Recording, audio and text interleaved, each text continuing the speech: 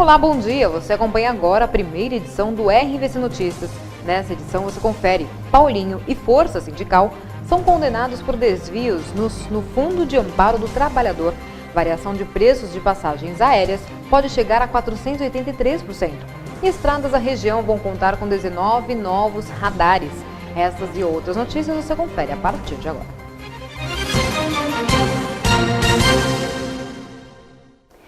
O DENIT, que é o Departamento Nacional de Infraestrutura de Transportes, começa a instalar até março 19 novos radares de controle de velocidade em 3 rodovias federais da região. Os equipamentos serão ligados na BR-101, antiga Rio Santos, no trecho de Ubatuba, BR-459, que liga Lorena a Itajubá, e na BR-488, que dá acesso à Aparecida pela Via Dutra. O novo pacote de fiscalização, anunciado pelo DENIT na última semana, será o primeiro aparato fixo dessas estradas, que hoje, juntas, contam somente com 4 radares móveis operados pela Polícia Rodoviária Federal.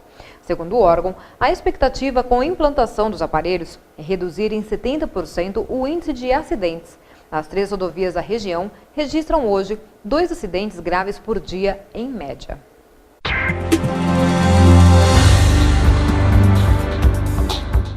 O governo autoriza empréstimo para a construção do trem-bala. Os detalhes da TV Senado. Olá, o governo federal editou recentemente uma medida provisória que autoriza o BNDES a emprestar até 20 bilhões de reais para as obras de construção do trem-bala, que deve ligar o Rio de Janeiro à cidade de Campinas, passando pela capital São Paulo. Para falar sobre isso, a gente recebe aqui no programa Argumento o senador Antônio Carlos Júnior, que é líder da bancada, e se reuniu com ela já para se posicionar, a princípio, contra a medida provisória, não é isso, senador? Por quê? Esta semana nós nos reunimos, evidentemente não tínhamos todos os membros da bancada, mas com os que nós conseguimos arregimentar, nós conversamos e a posição realmente é contrária. Por quê?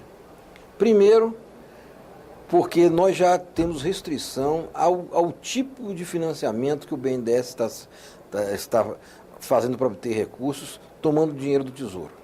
Por que o senhor é contrário a esse financiamento? Não, porque ele já não acontece para outras grandes obras. Mas o problema não é a questão não é especificamente para o trem-bala.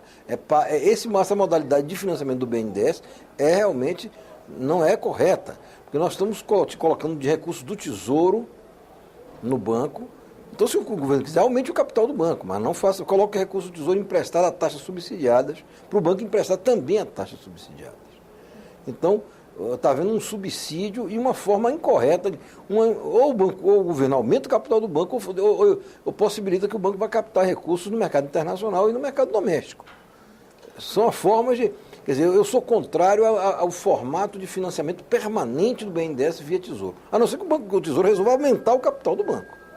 E o senhor vê prejuízos para a sociedade nesse repasse de dinheiro? É claro, porque o custo do dinheiro para o governo é maior do que a taxa de juros cobrada pelo BNDES. Por que esse custo para o governo é maior, senador? Porque o governo paga para captar recursos na colocação de títulos públicos numa taxa próxima da Selic, ou um pouco mais, porque os títulos são de prazo mais longo.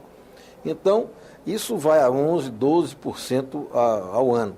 Enquanto a TJLP, que é o juro básico do BNDES, mesmo mais com o spread, que é o diferencial de juro que o BNDES cobra, a taxa de juros não chega para isso. Em outras palavras, o governo está pagando para emprestar. Está bancando a diferença, bancando a diferença de juros negativa que o BNDES tem. Ou seja, eu estou pagando para te emprestar esse dinheiro que é para você construir essa minha obra, como diz lá em Minas. Exatamente. O governo está bancando, quer dizer, a parte negativa da taxa.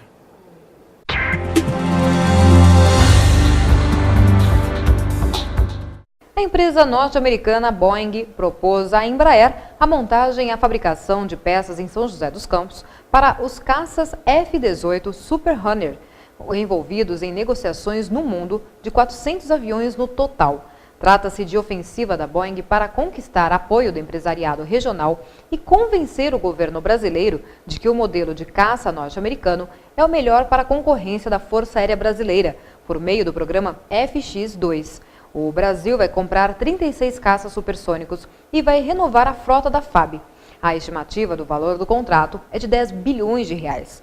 Além da empresa americana, concorrem a francesa Dassault, com a caça Rafale, e a sueca Saab, com o avião Gripen NG. A Boeing mirou a Embraer para sua ofensiva. A montagem do avião e a construção de peças fazem parte de um pacote de 10 projetos de parceria que será aplicado junto ao fabricante, caso a empresa americana vença a concorrência.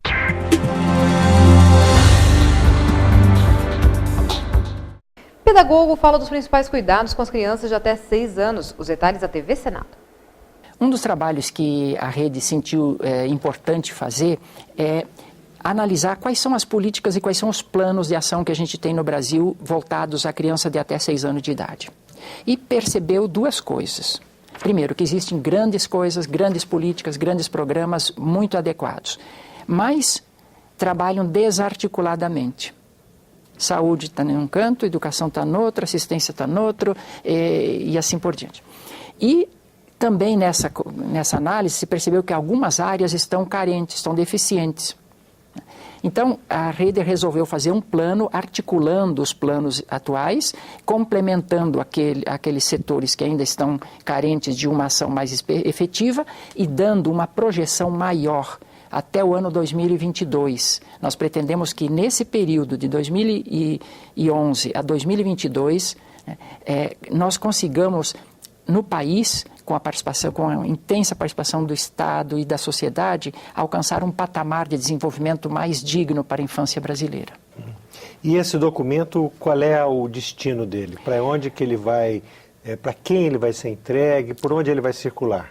Nós vamos fazer o lançamento desse plano para a sociedade, para o ambiente político, para os representantes dos governos convidados, no dia 7 de dezembro, na Organização Pan-Americana de Saúde, às 14h30. Estendo o convite para aqueles que assistirem esse programa antes dessa data possam participar e ver a beleza desse plano como proposta de ação. Mas, feito isso, nós pretendemos, já com o aval do CONANDA, que é o órgão que aprova políticas públicas e encarregado de formular essas políticas na área da infância e da adolescência, levar ao governo para que, tramitando nos órgãos do Executivo, receba aperfeiçoamento e, posteriormente, seja pelo governo encaminhado ao Congresso Nacional, onde, novamente, ele passará por um processo de discussão, de aperfeiçoamento e se transforme em lei.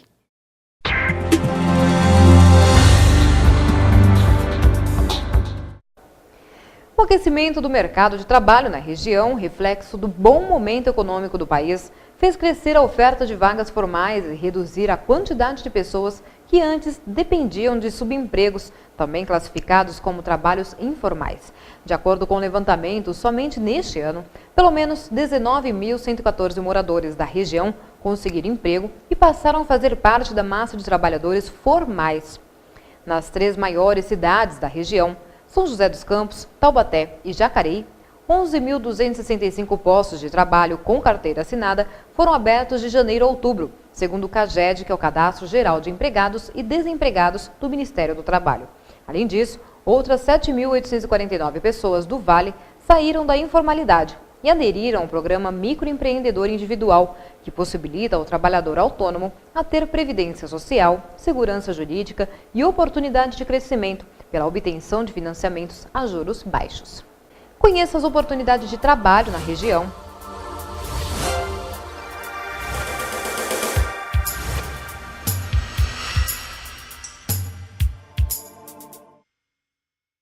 O posto de atendimento ao trabalhador de Cachoeira Paulista oferece vagas para atendente de lanchonete, cozinheiro geral, técnico de enfermagem do trabalho, auxiliar de enfermagem, auxiliar de escritório e vendedor interno.